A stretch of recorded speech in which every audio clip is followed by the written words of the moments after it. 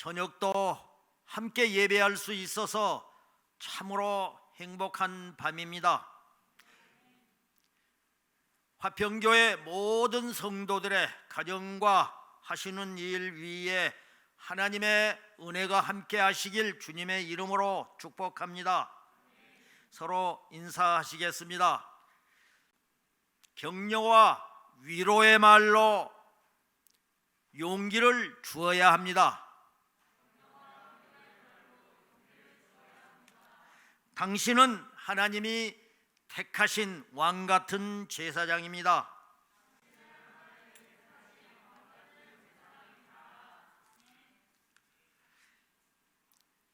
우연의 일치로 지난 주일 저녁 담임 목사님께서 말의 힘과 능력에 대해서 아주 설교를 하시고 많은 은혜를 받았습니다. 그런데 저도 이미 제목과 모든 것이 정해져 있어서 중복된 부분이 아마 있을 수도 있을 것 같습니다. 하나님께서 필요하셔서 우리 교회에 이 말씀을 다시 주신 것으로 받고 내게 또 우리 가정에 주신 말씀으로 받으시길 주님의 이름으로 축복합니다.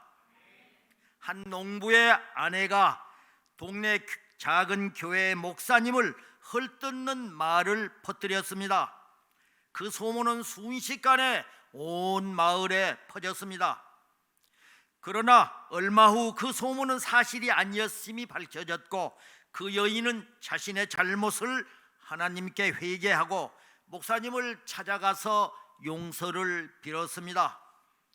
목사님은 저도 자매님을 용서하지만 자매님이 확인해 보지도 않고 퍼뜨린 거짓된 말들은 취소할 수도 없고 그 소문이 일으킨 피해는 보상받을 수도 없다는 것을 명심하십시오.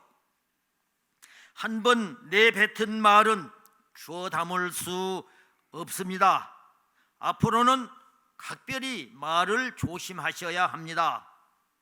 에베소서 4장 29절에서 말씀하십니다. 무릇 더러운 말은 너희 입 밖에 내지 말고 오직 덕을 세우는데 소용되는 대로 선한 말을 하여 듣는 자들에게 은혜를 끼치게 하라. 아멘. 우리는 살아가면서 끊임없이 많은 말을 주고받습니다. 말은 소리가 아니라 나의 생각이며 뜻이고 꿈이며 사랑이고 나의 인격입니다. 더불어 약도 되고 그 말이 독도 됩니다. 사람의 행복과 불행은 혀에서부터 출발하는 경우가 많다는 것을 우리는 느껴왔고 지금도 그런 상황을 경험하고 있습니다. 사나운 맹수와 큰 범고래부터 작은 동물까지 조련사에 의해서 길들여질 수 있습니다. 그러나 쉽사리 길들여지지 않는 것이 있습니다. 그것이 바로 사람의 혀입니다. 이는 생명력이 있어서 사람을 죽이기도 하고 살리기도 합니다. 칼에 찔린 상처는 꿰매면은 얼마 지나서 아물지만은 혀로 인한 상처는 수십 년이 가도 아물지 않습니다. 사람은 비수를 몸에 들지 않고도 가시돋친 말 속에 그것을 숨길 수 있다는 섹스피어의 말처럼 신체에 가해지는 물리적 폭력보다 말의 폭력이 상처도 더 깊고 후유증이 더 심하다는 것입니다. 잠언 12장 18절에서 말씀하십니다. 칼로 찌름같이 함부로 말하는 자가 있거니와 지혜로운 말의 혀는 양약과 같으니라. 아멘. 옛날에 만득이라는 백정이 있었습니다. 어느 날 두 양반이 그에게 고기를 사러 왔습니다. 그중 한 양반은 평소 습관대로 야 만드가 고기 한 근 다오 말을 했고 만드기는 네 하며 고기를 정확하게 한 근을 잘라서 내주었습니다. 그런데 다른 한 양반은 박서방 고기 한 근만 주시게라고 부드러운 음성으로 말을 했습니다. 그런데 만드기가 그에게 준 고기는 언뜻 봐도 먼저 산 양반의 것보다 훨씬 더 커 보였습니다. 아니, 똑같이 한 근이라고 말했는데 차이가 많이 나자 앞에 그 고기를 샀던 양반이 화가 나서 만드기에게 따졌습니다. 야, 이놈아, 같은 한 근인데 이 양반의 고기는 왜 저렇게 많고 내 것은 왜 이렇게 적으냐? 그러자 만드기는 당연하다는 듯 이렇게 말했습니다. 네, 저 손님 것은 만드기가 자른 것이고 저 손님 것은 박서방이 자른 것이기 때문에 그렇죠. 말 한마디가 천냥빚을 갚듯 때로는 한마디 말이 우리에게 유익을 주고 그 어떤 치료약보다도 효용을 발휘해 생명을 구하기도 합니다. 잠언 25장 11절에서 말씀하십니다. 경우에 합당한 말은 아로 새긴 쟁반의 금사관이라. 아멘. 말을 잘 하는 사람이 있고 잘 말하는 사람이 있습니다. 잘 말하는 사람은 그 사람의 인격에 의해서 결정이 됩니다. 아무리 말을 잘해도 잘 말하지 못하면 소용이 없고 아무리 말을 더듬거리면서 말 못하는 사람도 잘 말하면 진심이 전달되어서 말 잘하는 훌륭한 사람으로 인정을 받습니다. 대화는 서로를 살리는 약을 나누는 것이나 마찬가지입니다. 서로의 마음 안에 깊숙이 들어가는 것입니다. 그런데 대화를 함에 있어서 우리가 알아야 할 몇 가지가 있습니다. 나는 그렇게 생각하지 않는데 왜 내가 말하면은 저 사람들이 나를 따돌리고 나에 대해서 호감을 갖지 않는가 하는 이런 의문을 가질 때도 있습니다. 거기에는 이유가 있습니다. 대화를 함에 있어서 아집은 대화의 암이 됩니다. 독소는 대화의 적이며 편견은 대화의 벽입니다. 또 오해는 대화의 부족에서 오는 것이며 고독은 대화의 결핍에서 오고 비극은 대화의 단절에서 옵니다. 우정은 대화의 교류이며 사랑은 대화의 충만이고 행복은 대화의 완성입니다. 잠언 21장 23절에서 말씀하십니다. 입과 혀를 지키는 자는 자기의 영혼을 환난에서 보존하느니라. 아멘. 언어에는 힘이 있습니다. 우리는 말로서 다른 사람을 위로해 줄 수도 있고 책망할 수도 있으며 용기를 줄 수도 있고 실망을 줄 수도 있습니다. 칼에는 2개의 날이 있고 사람의 입에는 100개의 날이 달려 있다는 속담이 있습니다. 언어 폭력이 얼마나 난폭한 행위인지를 대변해 주는 말이기도 합니다. 우리가 어리석음을 극복하려면 하나님을 경외하고 주의 말씀을 듣고 행하면서 주의 뜻이 무엇인지를 이해하고 지혜를 얻기 위해서 늘 하나님 앞에 기도하고 간구해야 할 이유입니다. 벤자민 프랭클린은 성공의 비결은 험담하지 않고 상대방을 드러내는 데 있다고 말을 했습니다. 그러니까 성공의 비결은 바로 험담하지 않고 상대방을 나보다 낮게 여기는 것입니다. 가족과 주위 사람들에게 격려와 축복의 말을 하면서 늘 그 사람에 대해서 좋은 말을 해줄 필요가 있다 하는 것입니다. 나와 우리 곁에 있는 사람이 행복할 때 나는 더욱더 행복해질 수 있습니다. 내가 행복하기를 원한다면 다른 사람을 격려하고 위로하고 칭찬하고 축복의 말을 많이 해야 합니다. 그러니까 이웃을 만날 때 정다운 인사 한마디가 하루를 멋지게 열어줍니다. 안녕하세요, 반갑습니다. 안녕하세요, 좋은 아침입니다. 오늘은 더 아름다워 보이네요. 더 활기차 보이네요.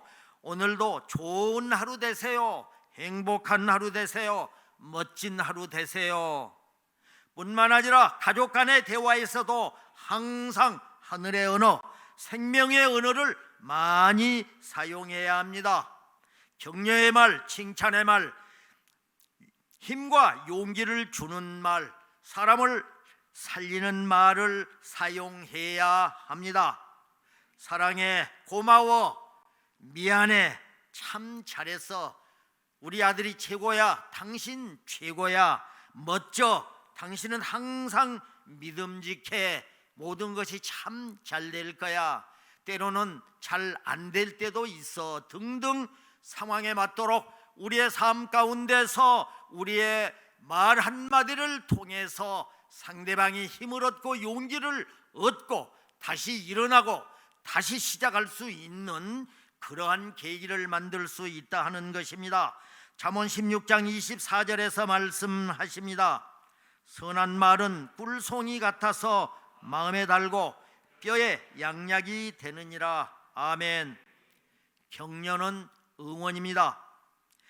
그 응원이 상처를 이기고 부족한 것을 만회할 수 있게 해 줍니다. 격려가 필요 없는 사람이 있을까요? 누구에게나 다 필요한 게 바로 격려입니다. 미국의 스미소니언 박물관에 가면은 아브라함 링컨의 암살당할 때 가지고 있던 개인 물품이 전시되어 있다고 합니다. 링컨이 쓰던 개인 손수건, 안경집, $5짜리 지폐가 있고 그리고 낡은 신문 조각이 하나 있습니다. 그 신문에 링컨은 모든 시대의 가장 위대한 정치가 중 한 사람이다라는 기사가 적혀 있다고 합니다. 그러니까 미국 대통령인 링컨도 격려가 좋았고 격려를 받고 싶었다는 것입니다. 어디 링컨뿐이겠습니까? 저도 마찬가지고 여러분들도 격려가 좋고 격려를 받고 싶어 합니다. 그렇습니다. 사람은 격려를 통해서 힘을 얻고 격려를 통해서 성장해 가고 격려를 통해서 다시 일어날 수 있습니다. 특히 다시 회복하고 일어나기 위해서는 격려가 살아 있어야 합니다. 뿐만 아니라 격려의 그 사이즈와 격려의 용량이 더 커져야 한다는 것입니다. 자기 개발과 성공학의 대가인 지글러 박사가 뉴욕의 지하도를 지나서 걷고 있었습니다. 그런데 그곳에는 거지 한 명이 큰 은행 건물 앞에서 볼품없는 볼펜을 들고 구걸하고 있었습니다. 지글러 박사도 다른 사람들처럼 지폐 $1를 그에게 주고 볼펜을 받지 않고 그냥 지나갔습니다. 하지만 무슨 생각이 들었는지 이내 다시 돌아가서 그 거지에게 말했습니다. 아까 준 $1 대가로 나에게 볼펜을 주시오. 거지는 못마땅했지만은 할 수 없이 볼펜을 주었고 지글러 박사는 이렇게 힘주어 말했습니다. 그 사장님, 당신도 나와 같이 엄연한 사업가요. 당당하게 볼펜을 팔고 돈을 받는 사업가란 말이요. 그러니 이렇게 머리를 조아리며 구걸할 필요 없어. 지글러 박사의 이 말 한마디에 이 거지는 충격을 받은 듯이 어리둥절했습니다. 남의 적선에 의존하고 구걸하는 하찮은 자신에게 사업가라니, 그리곤 한참을 생각했습니다. 그래, 나는 거지가 아니야. 나도 사장이 될 수 있어. 아니, 나도 사장이야.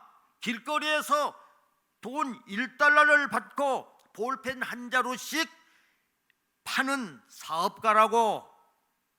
그 순간부터 거지의 자화상은 달라졌습니다. 구걸이나 하면서 비참하게 살아가는 못난 인생, 쓸모없는 인생이라고 비관하던 자신의 생각을 접고 자신에 대한 새로운 시각을 갖게 되었을 뿐만 아니라 자신의 생각을 바꾸고자 하는 결단으로 새로운 용기와 힘이 생겼습니다. 그는 자신의 운명과 환경을 바꾼 그 사람의 말을 하루에도 몇 번씩 되새겼습니다. 나는 거지가 아니라 사업가다. 나는 1달러의 볼펜을 파는 당당한 사업가라고 하면서 자신에게 선포했습니다. 이렇게 생각에 큰 변화를 겪은 거지는 열심히 성실히 일을 했습니다. 그래서 거리의 노점상에서 작은 구멍가게로 또 상가로 점점 사업을 확장하면서 훗날 큰 사업가가 되었고, 자신이 앉아서 구걸하던 그 은행 건물의 소유주가 되었습니다. 그는 어떤 기자의 질문에 이렇게 말했습니다. 격려의 말 한마디가 나를 완전히 변화시켰습니다. 사람들은 볼펜도 안 받은 채 돈 1달러만 던져주고 가기 때문에 나는 늘 거지 자화상을 가지고 그냥 그렇게 사는 것이 나의 운명이라고 생각하며 살아왔습니다. 그런데 지글러 박사 그분의 말 한마디 때문에 나는 사업가라고 생각을 바꾸게 되었고, 이렇게 내 인생이 바뀔 수 있었습니다. 그렇습니다. 거지도 자신을 어떻게 생각하느냐에 따라서 삶이 변화되었습니다. 새로운 자화상이 새로운 인생을 만든다는 증거입니다. 그렇다면 나와 우리는 어떤 자화상을 가지고 살고 있습니까? 오늘날 우리가 늘 가지고 고민하고 있는 중 하나가 자기 정체성의 문제입니다. 알 것도 같고 모를 것도 같은 것이 바로 나입니다. 나는 누구입니까? 나를 바로 알고 이해하는 것은 인생에서 참으로 중요한 문제입니다. 내가 누구냐에 따라 모든 관계가 달라지고 세상을 바라보는 시각이 달라지기 때문입니다. 성경은 분명히 내가 하나님의 자녀라고 말씀하십니다. 요한복음 1장 12절 13절에서 말씀합니다. 영접하는 자 곧 그 이름을 믿는 자들에게는 하나님의 자녀가 되는 권세를 주셨으니 이는 혈통으로나 육정으로나 사람의 뜻으로 나지 아니하고 오직 하나님께로부터 난 자들이니라. 아멘. 하나님은 창세전에 그리스도 예수 안에서 나를 선택하셨다고 말씀하십니다.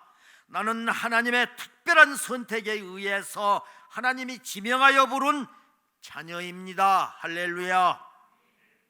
가정에서도 자녀는 아버지의 사랑을 받습니다. 하물며 택함받은 하나님의 자녀는 당연히 하나님의 사랑을 받는 행복한 사람입니다.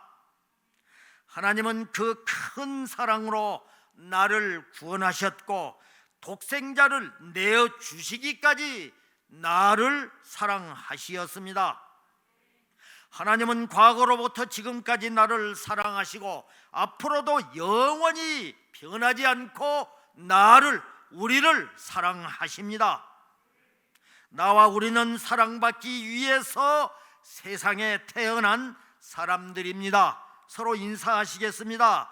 당신은 사랑받기 위해서 태어난 사람입니다. 그 사랑 지금도 받고 있습니다. 할렐루야. 요한복음 3장 16절에서 말씀하십니다.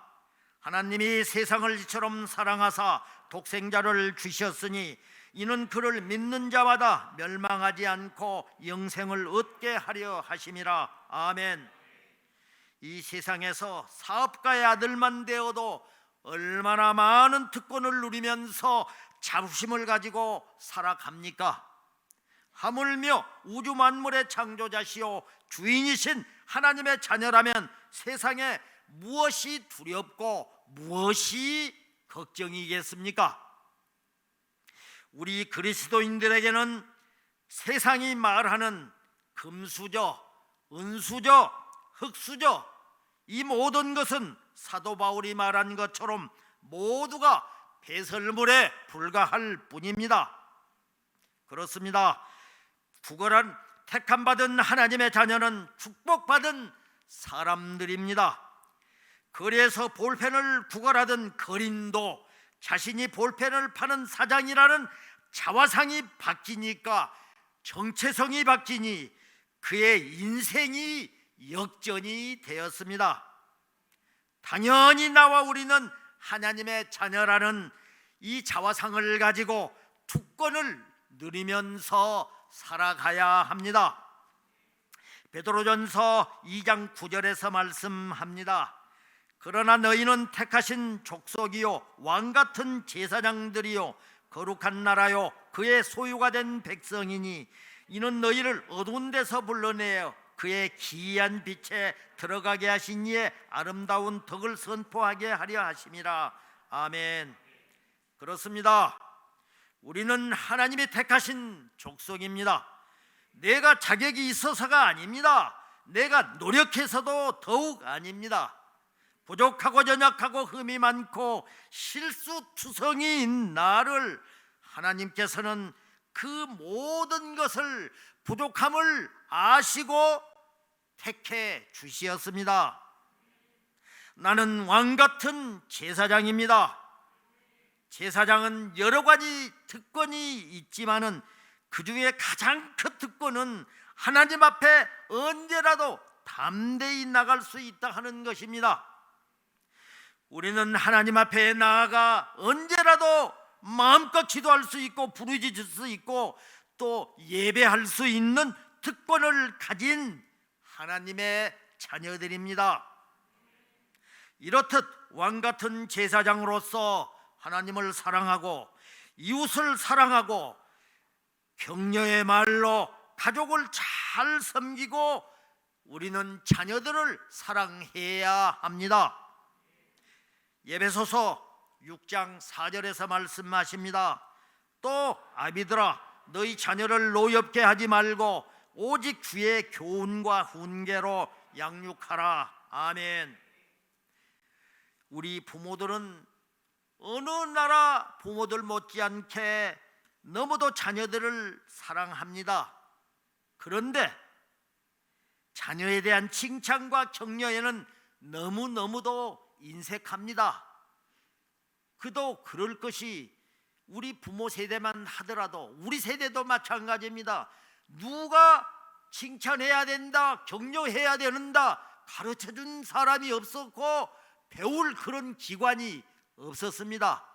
또 유교의 잔존 문화 때문에 칭찬해주고 격려해주면은 자만해지고 거만해진다고 하면서 오히려 그것을 터부시했던 시대에 우리는 살았었습니다. 그러나 지금은 시대가 변하고 있죠.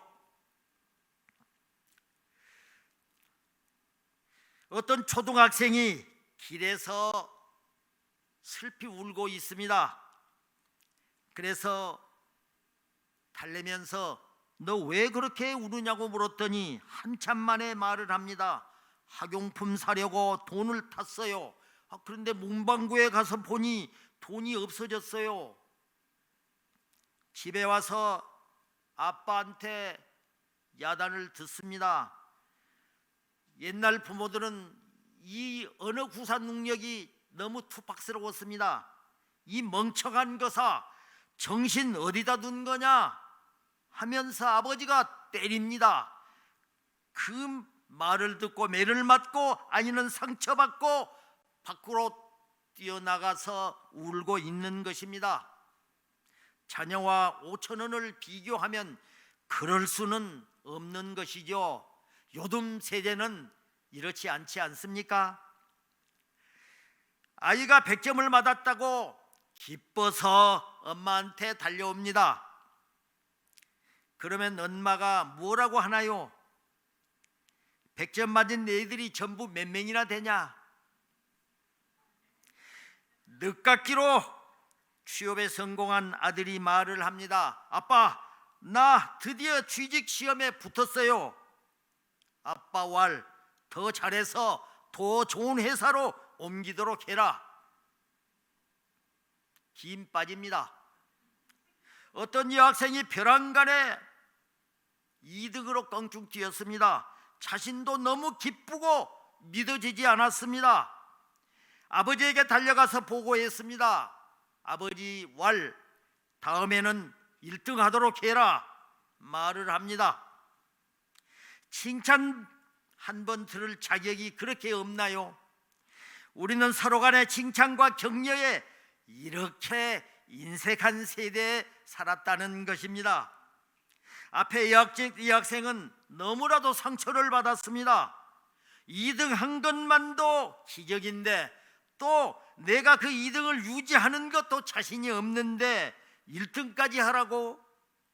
그 여학생은 도저히 넘지 못할 산이라고 그냥 포기를 합니다. 그래서 일기에다가 씁니다. 이제 나는 절대로 공부하지 않으리. 아빠가 싫어하는 일만 하리라. 나는 아빠에게 복수하리라. 좀 지나치는 것 같죠? 그렇습니다. 격려는 더 잘해라, 더 좋은 회사에 가거라, 더 노력해라가 아닙니다. 그 생각은 당사자가 스스로 마음속으로 하도록 힘과 용기를 북돋아 주어야 하는 것입니다. 100점 맞았다니 얼마나 감사한 일입니까? 잘했다, 멋있다, 내가 너를 믿는다, 용기를 주어야죠. 취업준비생으로 고생하다 취직했다면 축하해 주어야죠. 내가 자랑스럽다, 정말 너는 내 아들이구나, 너를 믿는다. 또 2등을 했으면 춤을 추어야죠. 아니 잔치라도 해야죠. 그리고 말해야 합니다. 고맙다, 사랑한다, 내가 효녀로구나. 그게 격려입니다. 자신감이 넘치고 잘생긴 청년이 미모와 재력을 갖춘 신부감을 찾습니다. 수십 번 선을 본 후 결혼을 합니다. 행복의 시작인가요?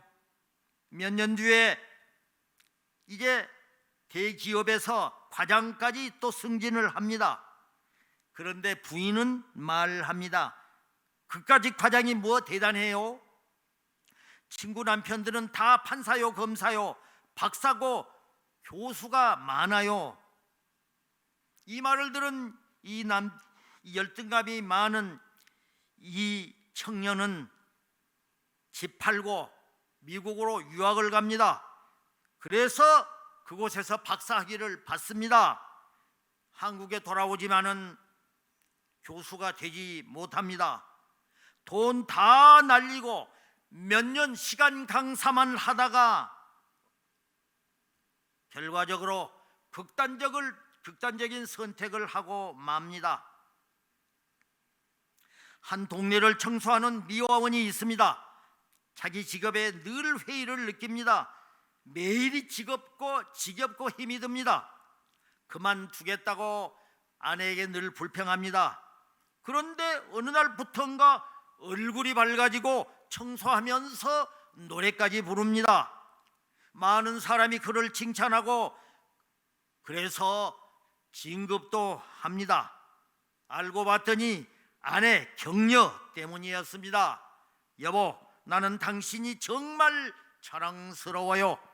당신의 노고와 수고로 인해서 우리 동네가 이렇게 깨끗해지고 있잖아요. 또 많은 사람들이 고맙다고 말을 해요. 그렇습니다. 가정은 격려의 셈입니다. 비교하면서 용기를 꺾는 것이 아니라 격려와 위로하면서 용기와 힘을 주는 곳, 그것이 바로 가정입니다. 가정은 칭찬과 격려와 사랑이 있어야 합니다. 그래야 가정이 살고 행복한 가정이 될 수 있습니다. 잠언 16장 24절에서 말씀하십니다. 선한 말은 꿀송이 같아서 마음에 달고 뼈에 양약이 되느니라. 아멘.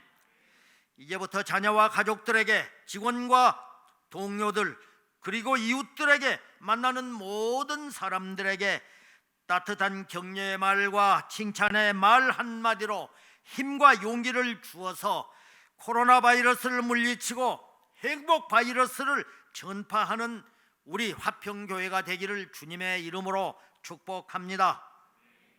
오늘 본문 말씀은 사람은 격려를 통해서 힘을 얻고 격려를 통해 성장한다고 말씀을 하십니다.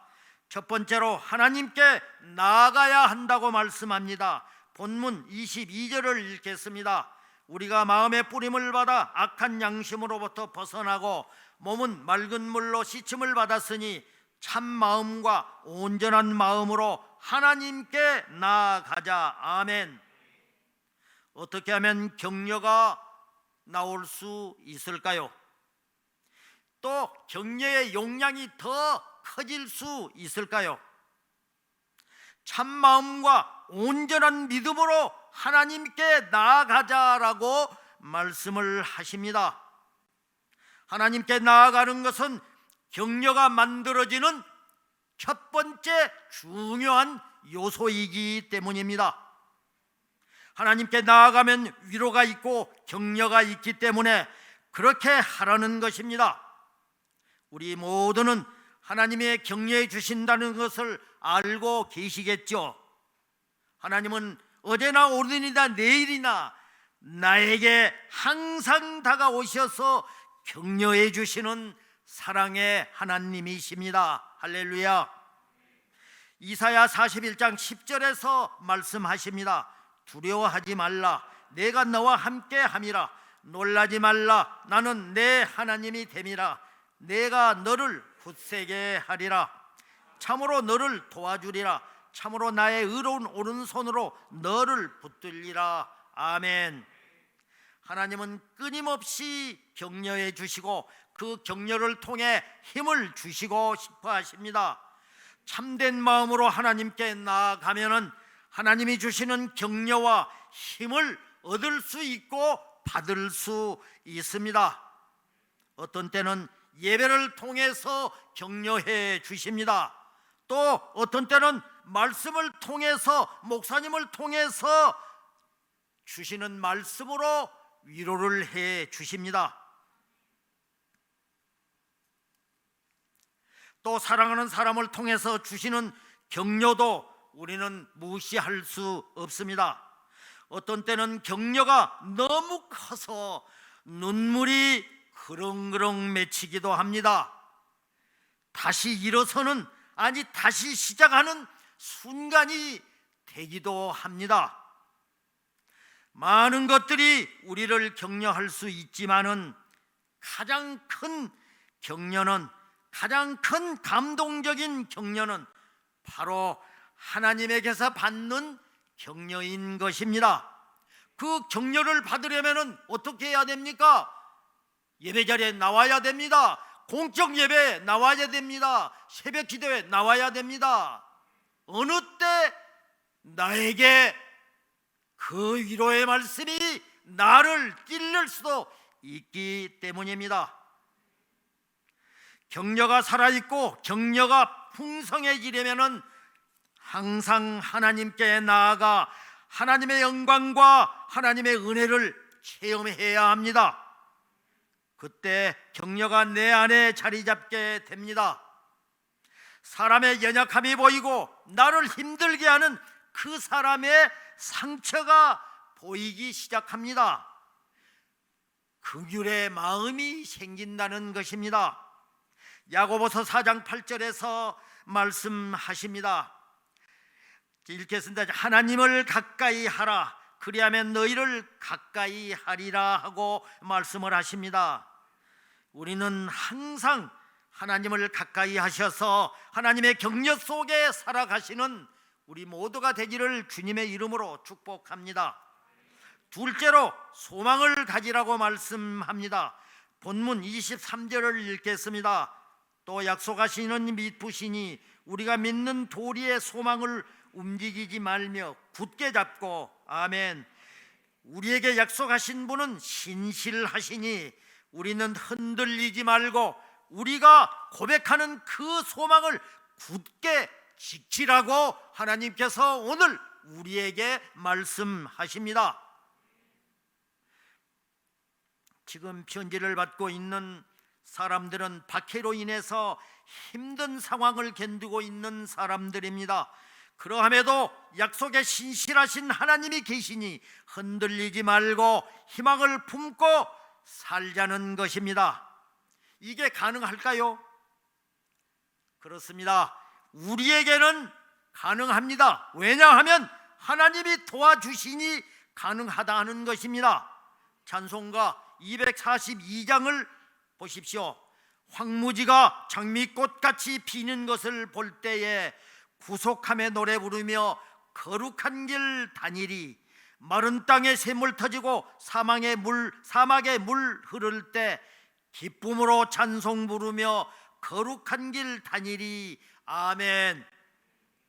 주 안에 있는 희망은 우리가 생각하는 이상의 신비한 힘을 품고 있기 때문입니다. 우리는 소망의 노래를 부를 수 있습니다. 사막에 샘이 있다는 것을 우리는 기억해야 합니다.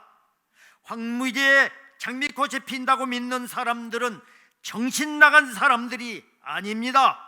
희망의 사람들이고 이 희망이 새로운 삶을 만들어가는 사람들이라는 것입니다. 그것이 바로 우리들이고 그리스도인들입니다. 그렇습니다. 희망은 격려를 만들어내고 격려는 또 다른 희망을 만들어냅니다. 희망이 죽지 않도록 우리는 신실하신 하나님과 더 깊게 동거하시기를 바랍니다. 그러면은 우리는 다시 일어설 수 있습니다.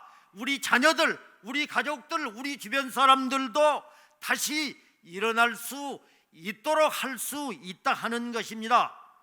세 번째로 서로 격려하라고 말씀합니다. 본문 24절 25절을 읽겠습니다. 서로 돌아보아 사랑과 선행을 격려하며 모이기를 패하는 어떤 사람들의 습관과 같이 하지 말고 오직 권하여 그날이 가까움을 볼수록 더욱 그리하자. 아멘. 격려는 헬라어로 파라칼레오라는 단어로서 옆이라는 뜻의 파라와 소리친다는 뜻의 칼레오가 합해진 합성어입니다. 그러니까 격려는 옆에서 힘내라고 소리치는 것이며 응원하는 것입니다. 파라칼레오의 명사형이 파라클레토스인 성령입니다. 그렇습니다. 성령은 내 옆에서 언제나 내 안에서 힘내라고 응원해 주시는 격려자요 위로자가 되십니다. 할렐루야. 성령 충만하게 되면 격려와 위로가 많아질 수밖에 없는 이유이기도 합니다. 하나님께서 교회 현장에 성령을 보내신 것은 모일 때마다 성령 충만해서 서로를 격려하고 위로하라고 우리들을 보내주신 것입니다. 성도와 격려는 뗄래야 뗄 수 없는 관계입니다. 세상이 아무리 조롱과 냉소와 무시가 팔을 쳐도 서로 돌아보아 사랑과 선행으로 격려하는 사람들이 바로 성도요 크리스천들입니다. 우리 화평교회 모든 성도들이 삶의 격려와 칭찬이 더 많아져서 격려받고 격려하고 칭찬하고 칭찬받아서 그래서 다시 일어나고 다시 시작하는 화평교회가 되고 저와 여러분이 되시길 주님의 이름으로 축원합니다. 축원합니다.